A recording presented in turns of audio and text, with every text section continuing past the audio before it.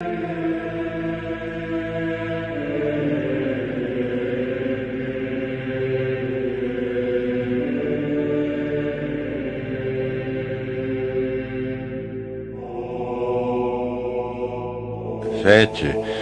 d'un des grands saints de l'Église, saint Thomas d'Aquin.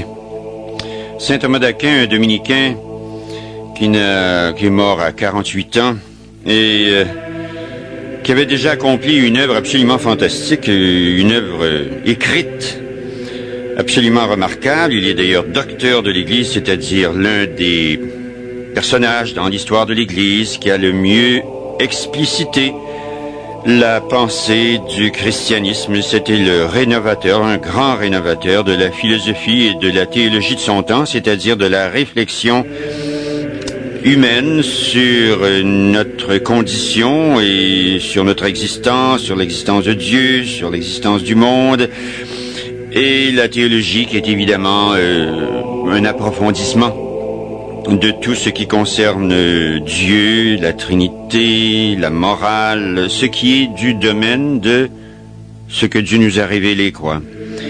Et alors, donc, saint Thomas a fait une œuvre fantastique à son époque, et on dit aujourd'hui dans le bréviaire, ou dans comment on appelle ça, la liturgie des heures, Thomas d'Aquin, qui est né en 1225 et qui est mort en 1274, il est à la veille de ses 49 ans, a réalisé en plénitude l'idéal des dominicains.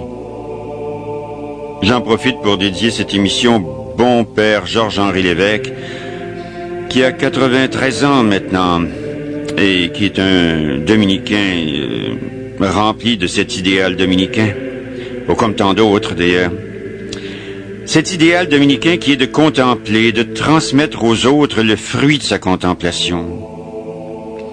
Philosophe et théologien, professeur, Thomas d'Aquin a beaucoup réfléchi, dit-on dans le bréviaire, beaucoup enseigné, beaucoup écrit. Je suis magistral, vous allez voir ça. Mais contemplatif avant tout, il a surtout beaucoup prié. Il s'est soumis à une rude discipline pour accéder à la pure lumière. Savez-vous que c'est lui qui a écrit le Tantum Ergo, la Dorothée dévotée? On chantait ça autrefois. C'est très beau, ces prières, très très beau. Il y avait une prière aussi qu'on récitait après la communion. C'est lui qui l'avait écrite. Elle est assez classique, mais ses cantiques sont superbes. Il a écrit un office du Très Saint Sacrement. Au microphone, Raymond Beaugrand-Champagne. L'an prochain, je vous ferai à nouveau saint Thomas d'Aquin, mais sur l'aspect mystique. Aujourd'hui, simplement sa vie. La vie de saint Thomas d'Aquin. Je suis allé à Aquino l'été dernier avec Monseigneur Chimichella. Nous sommes allés voir en particulier le curé de la cathédrale, Don Alessandro Recchia, un prêtre italien remarquable, moderne, dynamique, plein de foi et d'enthousiasme. Un héritier de saint Thomas, j'imagine. Aquino, c'est aussi la patrie du célèbre poète latin Juvénal. Je ne sais pas si vous avez déjà lu ça. J'ai lu ça il y a bien longtemps dans des vieilles éditions. C'est assez intéressant. C'est surtout, évidemment, la patrie de saint Thomas d'Aquin. Et on conserve encore le château des comtes d'Aquino. Une partie de la ville du bourg moyenâgeux. Et puis, il y a une très belle église ancienne du 9e siècle, Santa Maria della Libera, en pur style roman. Très, très belle église. Puis l'église actuelle, la basilique moderne aujourd'hui de Saint-Thomas, contient des œuvres d'art moderne assez remarquables, dont une grande mosaïque qui est intéressante au fond du cœur. C'est rare qu'on voit de ces grandes et belles mosaïques remarquables dans le style moderne. C'est donc un mélange, Aquino, du passé et du moderne, et c'est tout près du Mont Cassin, à quelques kilomètres du grand monastère du Mont Cassin, Radio Ville-Marie étant situé sur l'avenue du Mont Cassin, comme vous savez, parce que nous sommes installés dans l'église Saint-Benoît, fondateur des Bénédictins et donc du Mont Cassin, ce grand monastère qui a été détruit durant la guerre et reconstruit. C'est à visiter quand vous allez en Italie. C'est à égale distance entre Rome et Naples. Les parents de Thomas d'Aquin étaient alliés à la plus haute noblesse d'Italie, dit-on. Son père s'appelait Landolphe. Il était comte d'Aquin. Seigneur de Loreto aussi, ou de Lorette, et de Belcastro. Joli petit château Belcastro. Il se rattachait, dit-on, aux empereurs d'Allemagne, et sa femme, Théodora, elle avait un nom d'impératrice. Sa mère, elle était comtesse de Teano, qu'elle descendait des princes normands, qui s'étaient taillés un beau royaume au sud de l'Italie. Et Thomas, par sa sainteté, lui, sa science, a donné à sa famille un nouveau genre de renommée. C'était plus la renommée du monde, c'était la renommée de la vie intérieure la plus profonde. D'ailleurs, un ermite, un saint, l'a fait savoir à sa mère, raconte-t-on, alors qu'elle le portait dans son sein. Désignant dans le salon du château de Roccasecca, c'est là qu'il est né, une gravure de Dominique, non encore canonisée. Saint Dominique, il lui dit plutôt, réjouissez-vous, madame. Vous donnerez le jour à un enfant que vous nommerez Thomas. Vous songerez à en faire un moine du Mont-Cassin, mais Dieu en a disposé autrement. L'enfant deviendra un frère de l'ordre des frères prêcheurs, les dominicains, quoi. Et il brillera d'un tel éclat de science et de sainteté qu'il n'aura pas son pareil au monde. Ça tient à de la légende, hein? Mais c'est très beau. C'est très beau parce que c'est très vrai. Et Thomas d'Aquin est né à Roccasecca, comme je vous ai dit, en 1225, quelques années seulement après la mort de Saint Dominique. Il a eu pour parrain, c'est incroyable, le pape lui-même, Honorius III. L'abbé bénédictin du monastère du Mont-Cassin, c'est à visiter, hein, c'est fantastique visiter le Mont-Cassin. Senebaldo, un membre de la famille, est donc chargé de l'éducation, la première éducation là, de Thomas, du petit Thomas, dès que celui-ci a eu 5 ans.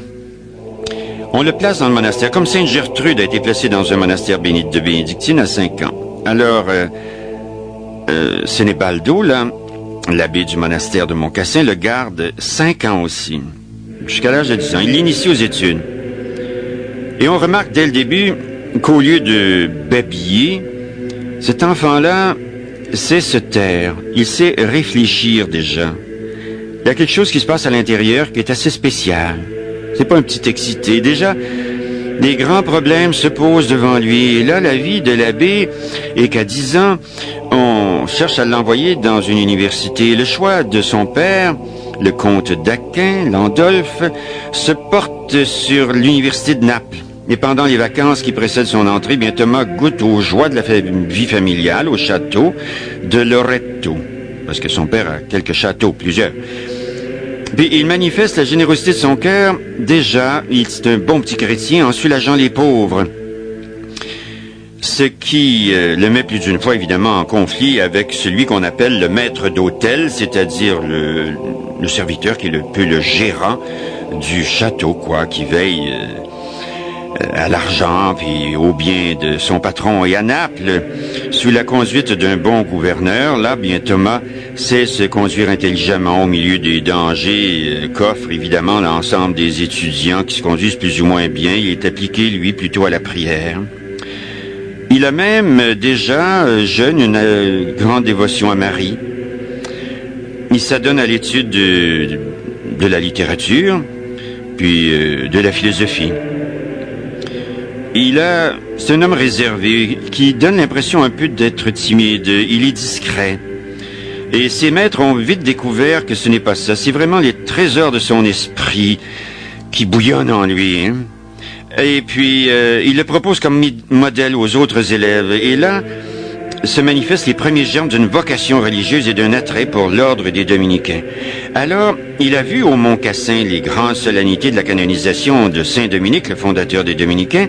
Alors, il entre en relation avec les dominicains de Naples. Il va souvent prier dans leur église. Et le prieur voit bien que Thomas d'Aquin a une véritable vocation. Et il consent à lui donner l'habit des dominicains à la fin de ses études. Il semble qu'à cette époque, le comte Landolphe, son père, était mort.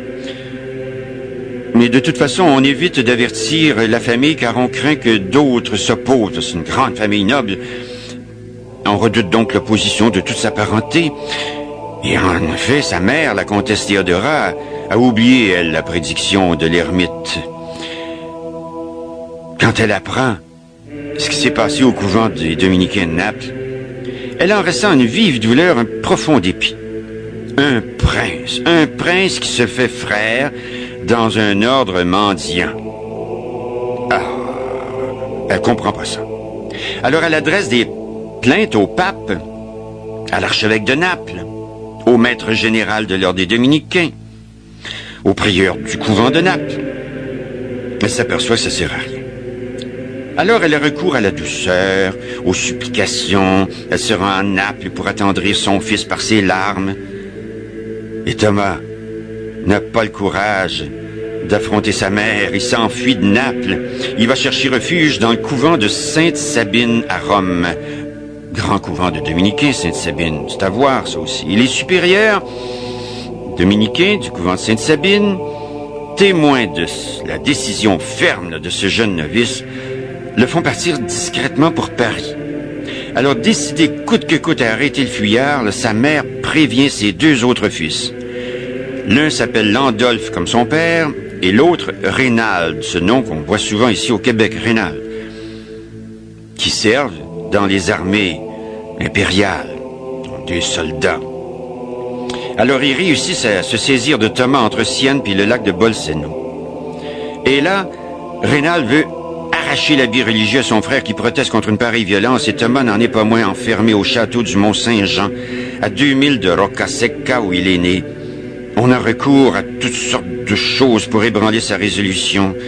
Sa mère qui vient le visiter, qui supplie tout en larmes. Et il lui dit, maman,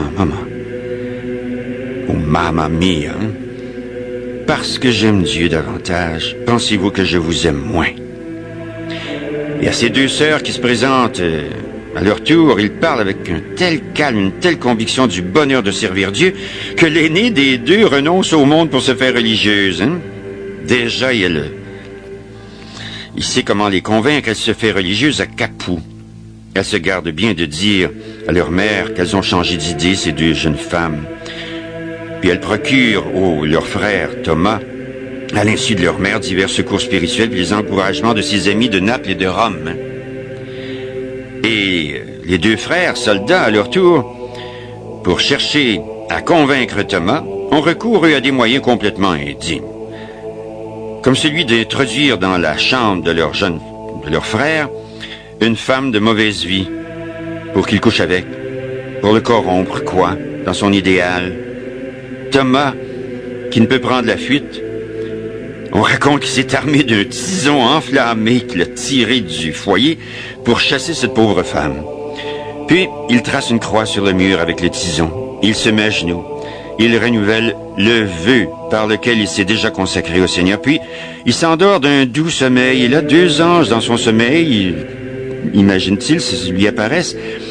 Et il le ceigne d'une ceinture de chasteté en lui disant « Nous venons à toi de la part de Dieu pour te conférer le don de la virginité perpétuelle qu'il t'accorde dès ce moment. Une virginité perpétuelle qui lui permettra justement de se consacrer à écrire la somme théologique, cette œuvre magistrale, et de cette faveur singulière, de ce sommeil mystérieux, Thomas en a fait lui-même la confidence à son confesseur, le père Réginald de Piperno, mais seulement à l'approche de la mort. Et nous verrons tout à l'heure comment la captivité de Thomas, qui a duré 2 ans, va le mener quand même vers l'ordination sacerdotale chez les Dominicains. Et alors donc, les deux frères de saint Thomas d'Aquin l'ont emprisonné. Ça va durer 2 ans, comme je vous ai dit. Alors les Dominicains portent plainte auprès du pape Innocent IV, qui a remplacé son parrain, et de l'empereur Frédéric aussi, qui vient de faire la paix avec le pape. Et l'empereur Frédéric se montre irrité. Il donne ordre aux 2 officiers de ses armées, Landolphe et Rénald, les 2 frères, de rendre leur frère Thomas à sa famille dominicaine. Alors au château de Roccasecca, de la famille des comtes d'Aquin, On veut sauver les apparences. Alors, les deux sœurs font demander aux dominicains de Naples de se rendre la nuit au pied de la tour. Et là, le prisonnier est descendu par une fenêtre dans une corbeille que l'on fait glisser le long du mur. Il est rentré à Naples. Thomas d'Aquin, il fait sa profession religieuse après quelques mois de préparation. Là, les dures années de captivité ont pu le dispenser d'un plus long noviciat. Et on est en janvier 1245, là. En octobre suivant, sous la conduite du maître général, un drôle de nom, Jean le Teutonique, un Allemand sans doute, il se rend de Rome à Cologne, en Allemagne, en passant par Paris. Et le voyage se fait à pied. Pourquoi? Parce que c'est un moine mendiant. Les dominicains ne se promenaient pas en voiture. Non, à pied, parfois sur un âne, comme nous a expliqué ce matin René Barbin dans sa belle émission là, de 6h à 9h. Du beau chant grégorien, toutes sortes de belles choses. Et le voyage donc se fait à pied, c'est sanctifié par le silence, la prière, les entretiens familiers, suivant la pratique du fondateur des Dominicains, Saint Dominique.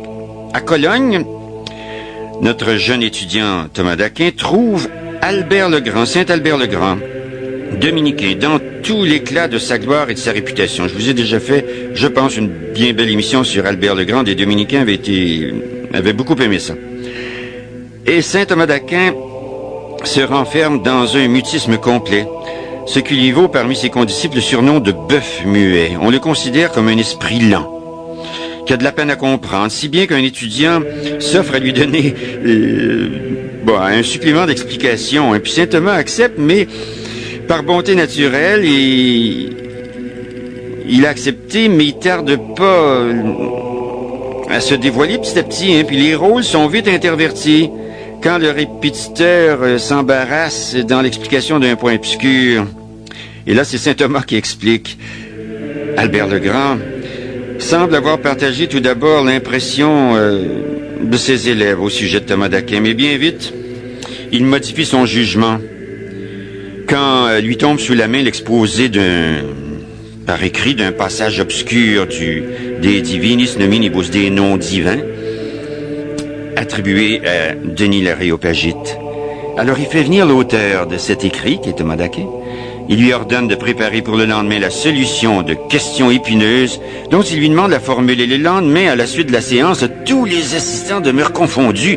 L'argumentation était telle qu'Albert le Grand ne peut retenir son admiration. Il dit: « Vous appelez frère Thomas le bœuf muet?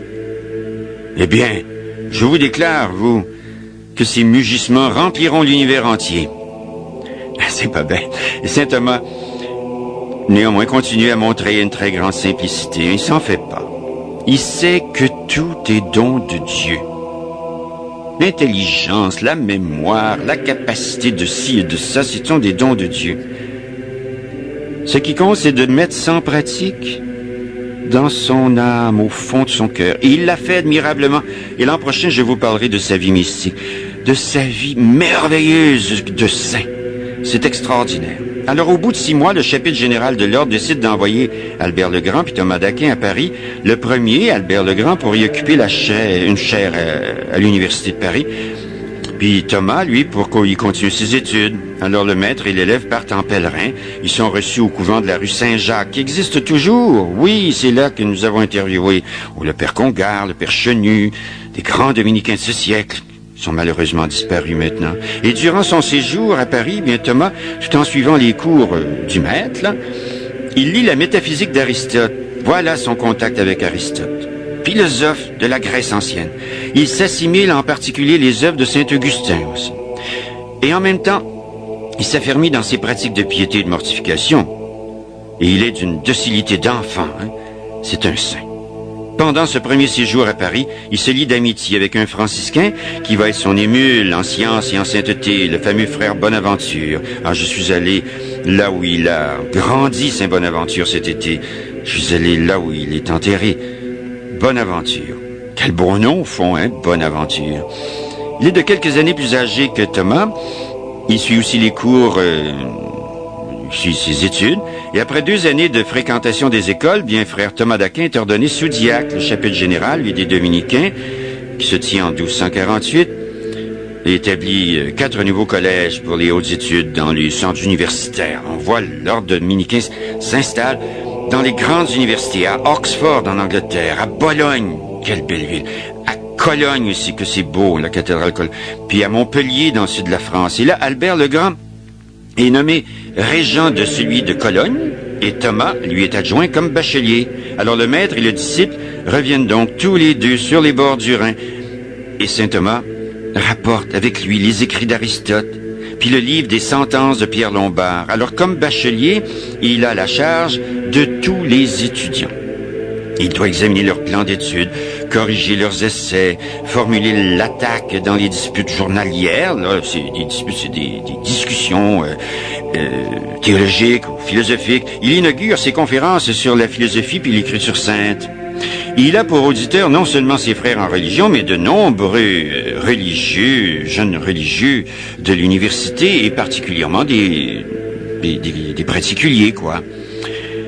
On aimera à lire les conseils qu'il adresse à l'un de ses élèves sur la manière d'étudier, bien que l'authenticité de la lettre ait été contestée par des critiques. Il dit, vous me demandez quel est le véritable moyen de réussir dans vos études. C'est dans la lecture du bréviaire aujourd'hui, ça. Les moyens d'arriver sûrement à la possession de la sagesse, c'est bien le conseil que je vous donne. Je lis ça, c'est pour les étudiants qui pourraient m'écouter. Le conseil que je vous donne, c'est de ne pas vous attacher d'abord aux questions difficiles, mais de vous élever comme par degrés. La connaissance des vérités les plus simples vous conduira insensiblement à celles qui sont les plus profondes. Il leur dit aussi, ne vous pressez pas de dire ce que vous pensez ou de montrer ce que vous avez appris. Parlez peu. Et ne répondez jamais avec précipitation. Ensuite, il dit, fuyez les conversations inutiles. Conservez surtout avec soin la pureté de conscience et ne faites jamais rien qui puisse la souiller ou vous rendre moins agréable aux yeux de Dieu. Parce que la connaissance, pour être droite, doit être faite sous le regard de Dieu et en union avec Dieu. C'est ce que je pense.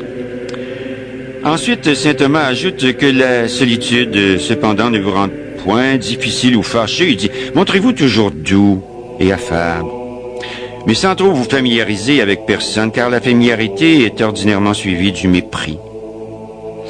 Ensuite, il dit, en vous rappelant la vie et les actions des saints, marchez sur leurs traces autant qu'il vous est possible, avec l'aide de Dieu évidemment, j'imagine, et humiliez-vous si vous ne pouvez atteindre à leur perfection. Ouais. Humiliez-vous si vous ne pouvez atteindre à leur perfection. Mais comment, hein?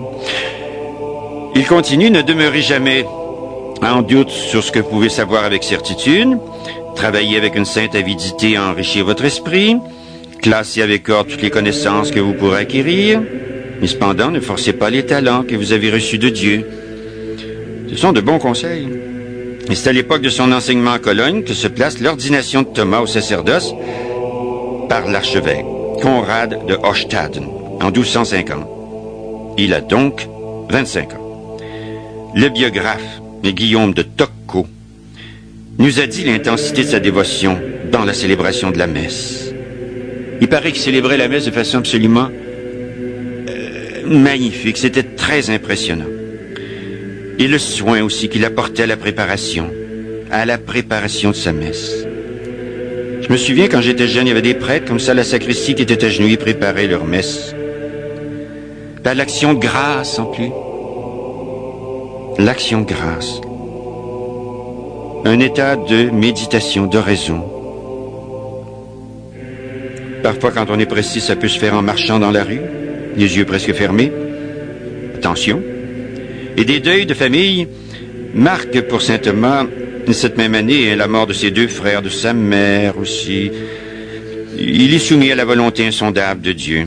Et Thomas compose à Cologne ses premiers opuscules, puis il prêche dans les églises de Cologne et de Bonn. Et en 1252, donc à l'âge de 26 ans, même pas, il est rappelé à Paris pour y préparer son doctorat. Et le souvenir de ses premiers succès facilite cette épreuve.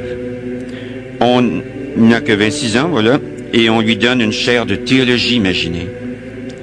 Et ses premières leçons sont entravées par un conflit entre la ville et l'université, à propos des étudiants maltraités, puis de la mésentente entre les docteurs qui viennent des ordres religieux puis les docteurs universitaires qui sont plutôt des prêtres séculiers. Puis, à la suite d'un traité là, de Guillaume de Saint-Amour contre les ordres mendiants, les deux parties sont invitées à s'expliquer devant le roi Saint-Louis. Alors c'est Saint Thomas et Saint Bonaventure qui plaident la cause des ordres religieux. Et sur un ordre de son maître général, Thomas se rend à Rome. Il compose son fameux traité pour la défense des ordres religieux, puis finit par obtenir gain de cause. Et à son retour de Rome, à l'âge de 32 ans, il subit avec succès l'épreuve solennelle du doctorat et reprend aussitôt son triple enseignement.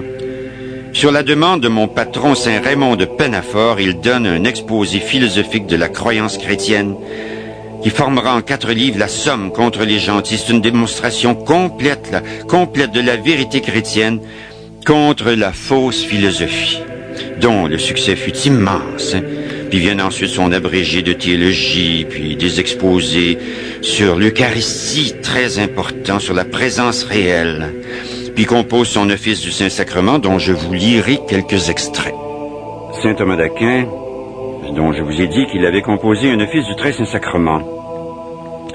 Et on chantait encore dans les églises il n'y a pas si longtemps